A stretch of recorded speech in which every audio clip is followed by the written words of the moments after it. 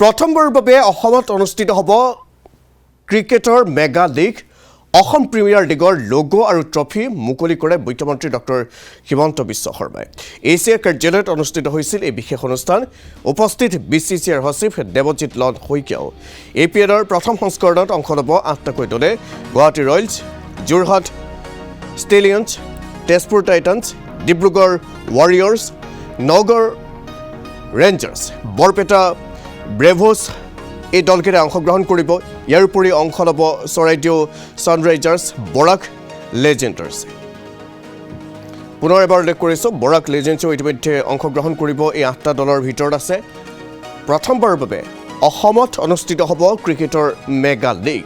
Assam premier লীগৰ logo আৰু trophy মুকলি কৰে মুখ্যমন্ত্ৰী ডক্টৰ হিমন্ত বিশ্ব শৰ্মাই এছিয়া কাৰ্যালয়ত এক বিশেষ অনুষ্ঠানৰ আয়োজন কৰা হয় আৰু এই অনুষ্ঠানতে লোগো মুকলি কৰা হয় উপস্থিত থাকে বিচিচিআইৰ সচিব দেৱজিৎ লন শইকীয়াও এপিএলৰ প্ৰথম সংস্কৰণত অংশগ্ৰহণ কৰিব 8টাকৈ দলে Guwahati Royals Jorhat Stallions Tezpur Titans Dibrugarh Warriors Nagaon Rangers Barpeta Braves অংশগ্ৰহণ কৰিব চৰাইদেউ ছানৰাইজাৰ্ছ বৰাক লেজেণ্ডছ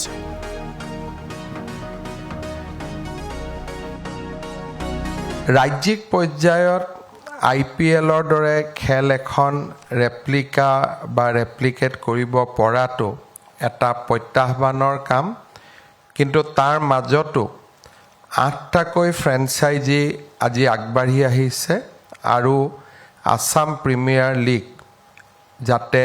আমি অসমত কৰিব পাৰোঁ তাৰ কাৰণে পৰিৱেশ এটা গঢ়ি তুলিছে মই ফ্ৰেঞ্চাইজিসকলক ধন্যবাদ জনাইছোঁ আৰু অসম ক্ৰিকেট সংস্থায়ো গ্ৰহণ কৰা প্ৰত্যাহ্বানৰ বাবে তেখেতসকলকো মই ধন্যবাদ জনাইছোঁ ইতিমধ্যে বিচিচিআইৰ ছেক্ৰেটাৰী দেৱজিৎ শইকীয়া ডাঙৰীয়াই উল্লেখ কৰিছে যে এই খেলখন ষ্টাৰ স্পৰ্টছত সম্প্ৰচাৰৰ ব্যৱস্থা কৰা হৈছে জিঅ' হটষ্টাৰতো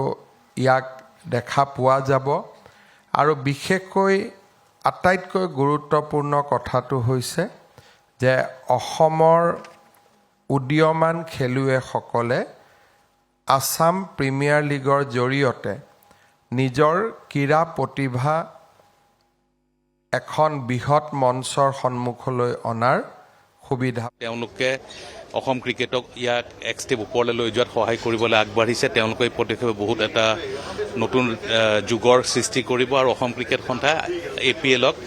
যদি 3 বছৰ ছাকচেছফুলি চলাই নিব পাৰে মই ভাবোঁ যে এইটো এটা খুব ডাঙৰ প্ৰপাৰ্টি হ'ব আৰু আগন্তুক দিনত ইয়াৰ এট্ৰেকশ্যন যথেষ্ট বাঢ়িব গুৰুত্বপূৰ্ণ কথা কৈছে বহুকেইটা কথাই কৈছে গুৰুত্বপূৰ্ণ তাৰ ভিতৰত অন্যতম এটা কথা কৈছে যে প্ৰথম পৰ্যায়ত এইটো প্ৰফিট মেকিং বিজনেছ নহয় ইয়াৰ উদ্দেশ্য কেৱল খেলুৱৈ প্ৰডাকশ্যন কৰা আৰু ইণ্ডিয়ান টীমত হওক বা নেশ্যনেল পৰ্যায়ত অসমৰ খেলুৱৈক এখন প্লেটফৰ্ম প্ৰদান কৰা চাওক এইটো যেনেকৈ IPLত বিভিন্ন চ'ৰ্চ অফ ৰেভিনিউ থাকে মিডিয়া ৰাইটছৰ পৰা আৰম্ভ তেনেকুৱা ধৰণৰ ষ্টেট লীগবিলাকক সেই সুবিধাটো নাথাকে অকল এটাই সুবিধা থাকে যে স্পনচৰসকলে আহি পেলাই যদি টীমবিলাকক স্পনচৰশ্বিপ দিয়ে কিন্তু প্ৰথম পৰ্যায়ত তেনেকুৱা ধৰণৰ স্পনচৰশ্বিপৰ এট্ৰেকশ্যন হয় নহয় মই এইবাৰ এতিয়াই ক'ব পৰা নাই কিন্তু যিটো মিডিয়া ৰাইটছৰ পৰা মেইন কালেকশ্যনটো হয় বা মেইন ৰেভিনিউ জেনেৰেশ্যন হয় সেইটো ষ্টেট লীগত মই ভাৰতত দেখা পোৱা নাই এতিয়ালৈকে আৰু সেইকাৰণে কৈছোঁ যে এইটো কমাৰ্চিয়েল ভেঞ্চাৰ নহয় it is rather a social responsibility এক্টিভিটিজৰ ভিতৰত পৰে আৰু তেওঁলোকৰ যদি ক্ৰিকেটৰ কাৰণে পেশ্যন আছে তেতিয়াহ'লে পেশ্যনৰ কাৰণে ইয়াতে সহযোগ কৰিব লাগে আৰু তেওঁলোকে সেইকাৰণেই জড়িত হৈছে মই ভাবোঁ যে তেওঁলোকক ক্ৰিকেটক মানদণ্ড উন্নত কৰিবৰ কাৰণে তেওঁলোকক কণ্ট্ৰিবিউশ্যনখিনি দিব খুজিছে আৰু ফলত অসম ক্ৰিকেট এটা ষ্টেপ আগুৱাই যাব খেলখনৰ বিষয়ে অসম ক্ৰিকেট সন্থাই আপোনালোকক সঠিকভাৱে ক'ব কিন্তু মই জনাত 1 আগষ্টৰ পৰা আৰম্ভ হ'ব আৰু 23 আগষ্টত শেষ হ'ব আৰু টোটেল মুঠতে 33খন মেটচ হ'ব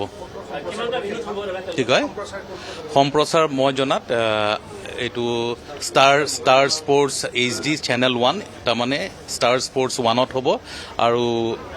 ষ্ট্ৰিমিং প্লেটফৰ্মত জিঅ' হটষ্টাৰত হ'ব ভেনু বৰ্ষাপাৰা ষ্টেডিয়ামত গুৱাহাটীত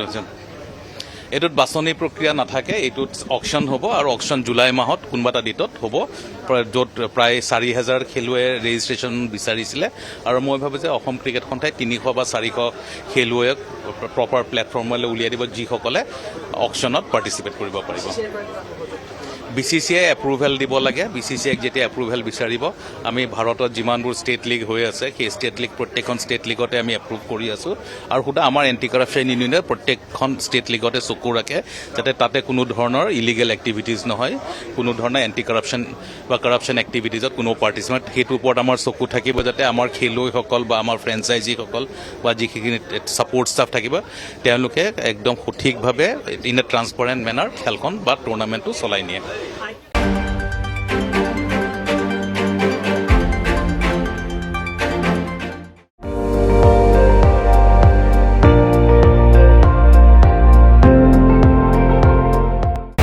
আপুনি চাই আছে ND24,